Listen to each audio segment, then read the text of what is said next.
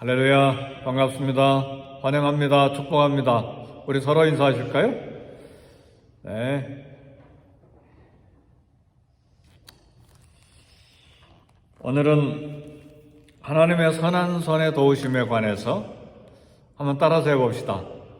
하나님의 선한 손의 도우심. 하여튼 하나님의 선한 손의 도우심 그러면 얼른 페르시아 시대 때 에스라를 생각하시면 좋아요. 학사 겸 제사장인 에스라가 계속해서 반복해서 고백하고 또 이야기한 한 구절인데 하나님의 선한 손의 도우심입니다. 학사 에스라가 바벨론 포로에서 이제 페르시아 시대가 돼서 예루살렘 1차 포로귀환, 2차 포로귀환, 3차 포로귀환, 아마 3차 포로귀환 같은데 이제 많은 백성들을 데리고 거기에는 여인들도 있고 어린아이들도 있고 그리고 페르시아 왕이 많은 재물들을 줘서 또 성전 기물들 다 되돌려 보내주는 그런 일이 있어서 금과 은과 성전 기물들 이거 포함하면 이 보물들이 어마어마하게 많은 것들인데 학사 에스라 마음속에 좀 고민이 있었어요. 무슨 고민이 있었느냐면 이미 왕에게 이야기하기를 하나님을 경외하고 사랑하는 사람은 하나님이 도와주신다. 이미 왕에게 그렇게 신앙 고백을 해버렸기 때문에 예루살렘 포로 귀환 때 이 많은 사람, 이 많은 성전에 바칠 재물들 정확하게 계산은 안 해봤지만 에스라서를 다시 봐야 되겠지만 뭐 수십 톤 이상 어마어마한 재물들을 성전에 갖다 놓을 재물들을 가지고 가는데 또 사람들도 많고 왕에게 보병과 마병을 구해서 무사히 가도록 이렇게 도움을 받아야 되는데 이미 신앙 고백을 해서 도움을 구하기가 갈등이 됐어요. 그래서 에스라가 금식하고 기도하고 간구했습니다. 무사히 이 사람들, 이 어린아이들, 남녀노소들, 이 많은 재물들 무사히 도착하게 해주세요. 근데 페르시아에서 예루살렘까지 가는 먼 길에 많은 사람들이 수많은 재물을 가지고 간다는 소문이 얼마나 많이 났겠어요. 그러니까 얼마든지 강도들, 도적떼들, 이방 사람들을 공격할 수 있는데 하나님의 응낙하심을 얻었습니다. 할렐루야. 무사히 도착했어요. 그게 하나님의 선한 손의 도우심입니다. 오늘 또 하나님은 우리 삶을 인도하시기 위해서 뜻밖의 돕는 손들을 보내십니다.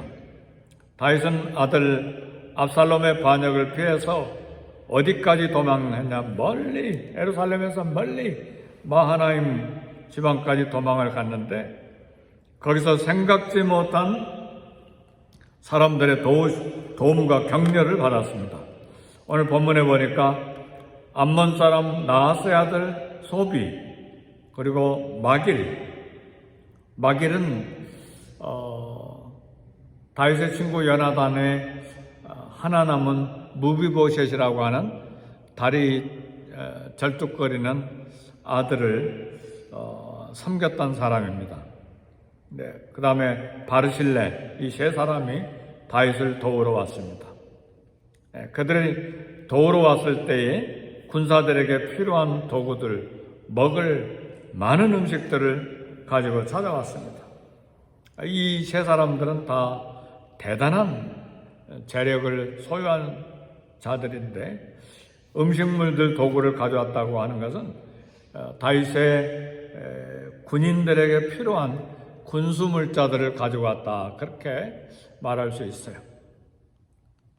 다윗에게 지금 있는 백성들도 많지만 군인들도 많잖아요. 이때라고 하는 사람은 군사 600명을 데리고 왔잖아요. 그 외에도 수많은 군인들이 있는데 갑자기 예루살렘에서 도망왔기 때문에 아침 먹고 점심 먹고 저녁 먹고 이게 1, 2천 명이 먹는 게 아니잖아요. 10,000명일 수도 있고 정확하게 몇 명인지 모르지만 수많은 사람들 먹일 군수물자가 필요한데 이 사람들이 가지고 왔다 그 말이죠.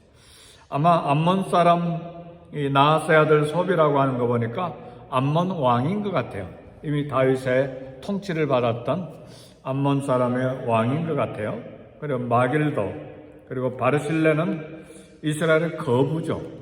이 사람들이 자기 재산을 가지고 와서 다윗을 돕기 시작한 것입니다.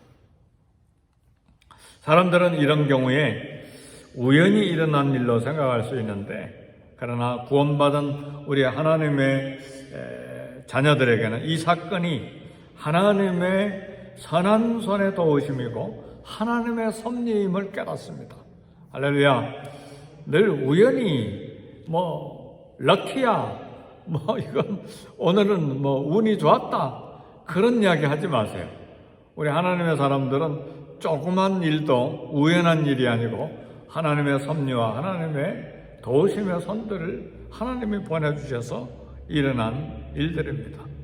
하나님께서는 우리가 미처 생각하지 못한 뜻밖의 돕는 사람들을 늘 준비해 두십니다. 그것이 물질이든 그것이 좋은 정보이든 하여튼 돕는 사람의 손을 보내셔서 이렇게 하나님 사람들이 이 땅을 생존하도록 역사하십니다. 지금 다윗의 상황은 비참하죠. 고통스럽죠. 자기 몸에서 난 아들이 반역했을 뿐만 아니라 아들이 아버지의 목숨을 빼앗으려고 군사를 일으켰습니다.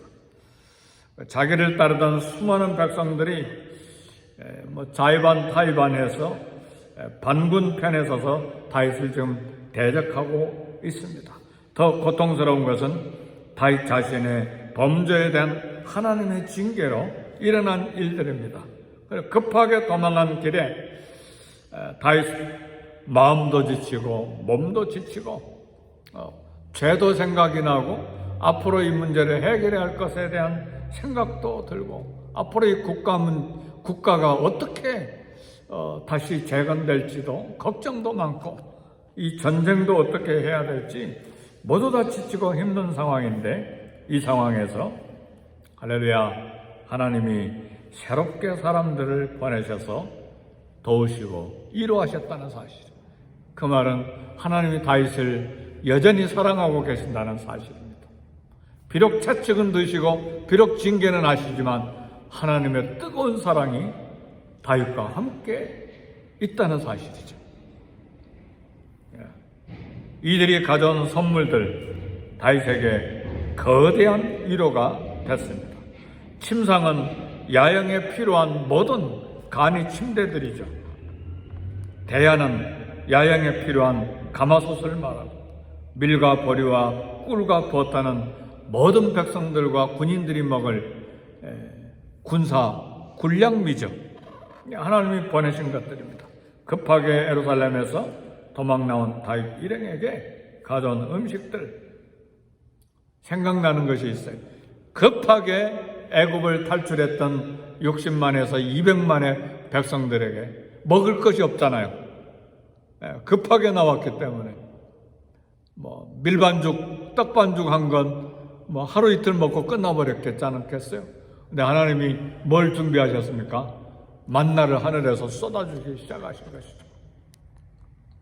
우리 이민 생활에도 참 밤잠 자지 못하고 물질 때문에 걱정해야 되는 순간에도 하나님은 피할 길을 주시고 돕는 손을 보내시고 일용할 양식을 주시고 오늘까지 살았는데 수십 년 살았습니다. 할렐루야. 저도 그러던 때가 있었어요. 급하게 선교사로 가는 바람에 파송교회에서 500불밖에 작정을 안 해주는 거예요. 그 500불이라고 하는 건 우리 부부가 한 달 이 포르투기스 선교사원학교에 가서 학비 내면 끝날 돈이에요. 먹을 거, 자녀 공부할 거. 하나님께서 다 채워주셨어요. 그런 것이 31년 전이에요. 그리고 여기까지 왔어요. 사랑하는 성도 여러분, 그래서 먹을 것 때문에, 돈 때문에 하늘이 무너지는 것처럼 그렇게 하지 않기를 주의 이름으로 축복합니다. 그 돈 가지고 싸울 필요도 없어요.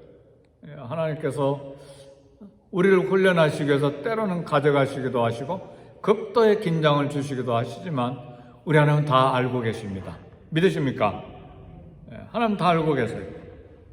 우리가 구하기 전에 필요한 것이 무엇인지 알고 계신다. 우리 복음서에 기록된 말씀이죠.